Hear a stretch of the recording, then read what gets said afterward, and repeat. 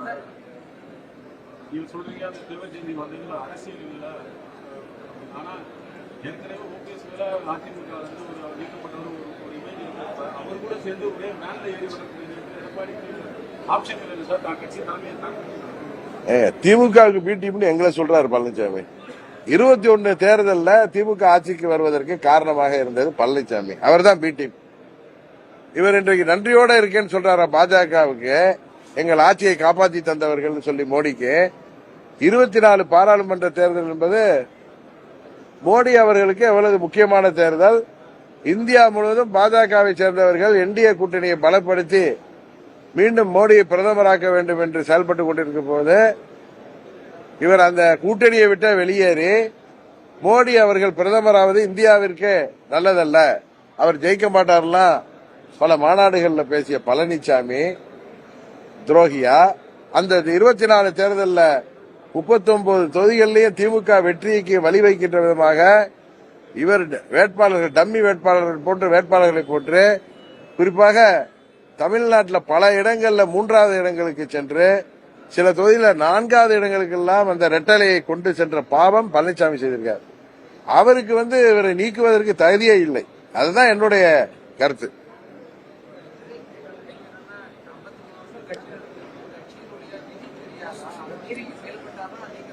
Sir, கட்சியோட விதி பழனிசாமிக்கு தெரியாதா?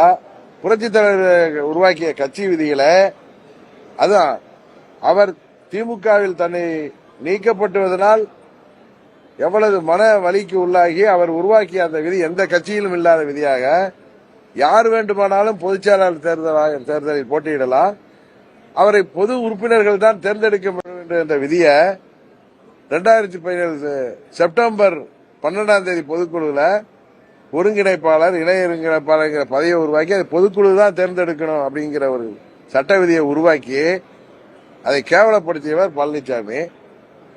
பெரிய எதிர்ப்பு வந்ததும் அந்த விதிகளை தளர்த்திவிட்டு, ஆனா பொதுச் செயலாளர் தேர்தல் எந்த தொண்டர் கூட வரலாங்கிற ஒரு இதை மாற்றி பல கடுமையான விதிகளை விதித்து அந்த விதிகளையே புறந்தள்ளியவர் போய் விதியை பத்தி பேசுறது எப்படி சரியாக இருக்க முடியும்?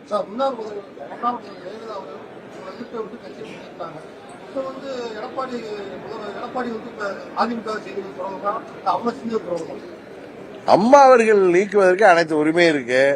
அம்மா அவர்கள் என்ன நீக்கினார்கள், இதுதான் என்ன புதுசா கேக்குறீங்க, உங்களுக்கு தெரியாது. அதுக்கப்புறம் என்ன துணை பொதுச் செயலாளர் ஏற்றுக்கொண்டு ஆர்கே நகர் தொகுதியில சட்டமன்ற இடைத்தேர்தலில் பழனிசாமி கையில தொப்பியை வச்சுக்கிட்டு தொப்பி சின்னத்தில் வாக்கு கேட்டார். அப்ப அண்ணன் பன்னீர்செல்வம் தேர்தல் ஆணையத்தில் மனு கொடுத்திருந்த போது எங்கள் கட்சியின் துணை பொதுச் செயலாளர் டிடிவி தினகரன் அபிடவிட் கொடுத்தவர் பழனிசாமி. அதனால உங்க கேள்விக்கே அர்த்தம் இல்லாமல் போகிறது.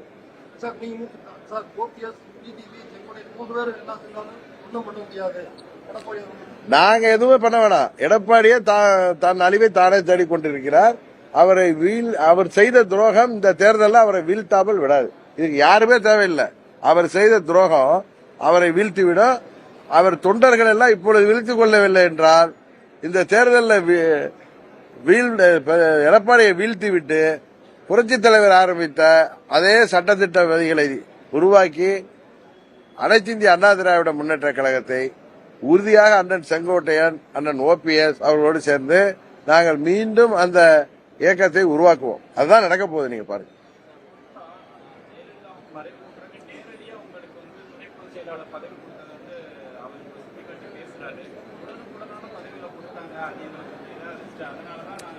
சார், அந்த துணை இப்பதானே பதில் சொல்ற, விடிய விடிய கதை கேட்டு சீதைக்கு அந்த துணை பொதுச் செயலாளர இவர் தான் எங்க கட்சியோட துணை பொதுச் செயலாளர். தேர்தல் ஆணையத்தில் அபிடவிட் கொடுத்தாரு. அவர் தான் ஆர்கே நகர் இடைத்தேர்தல் என்னெல்லாம் என்னை பத்தி பேசினாருன்னு உங்களுக்கு தெரியும்.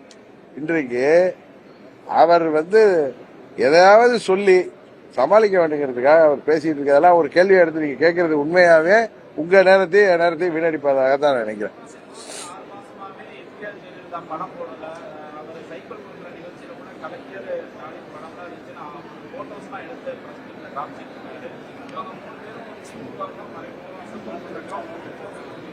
சார், நீங்க ஏதோ விறுவிறுப்பா கேட்கணுங்கிறதுக்காக கேக்குறீங்க. திமுகவுக்கு பி டீமே பழனிசாமி தாங்கிறது ஊருக்கே தெரியும். 21 தேர்தலில் திமுக ஜெயிப்பதற்கு காரணமே பழனிசாமியோடைய அந்த குறுக்கு புத்தி தான். அதுபோல 24 பாராளுமன்ற தேர்தலில் திமுக 39 இடங்களையும் ஜெயிப்பதற்கு காரணமே பழனிசாமியுடைய அந்த பி டீம் செயல்பாடு தான். ஏன்னா தான் மீது எந்த வழக்கும் வந்துவிடக் கூடாது என்பதற்காக அவர் போடுகின்ற வேஷம் தான் அது.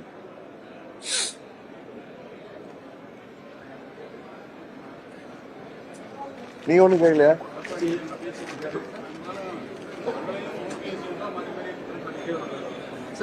அவருக்கு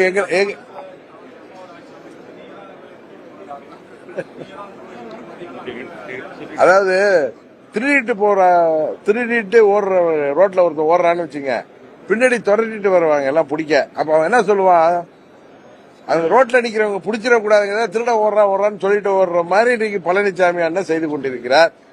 இந்த தேர்தலில் உங்களுக்கு சொல்ற பழனிசாமியின் துரோகம் வீழ்த்தப்படும். அதற்கு அம்மா மக்கள் முன்னேற்ற கழகம் தான் அதற்கான ஜனநாயக ஆயுதம்.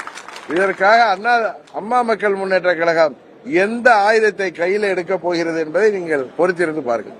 செய்திகளை உடனுக்குடன் தெரிந்து கொள்ள கீழ்கண்ட கேபிள் மற்றும் டிடிஎச் நெட்வொர்க்குகளில் எம்நாடு செய்தி தொலைக்காட்சியை காணுங்கள்.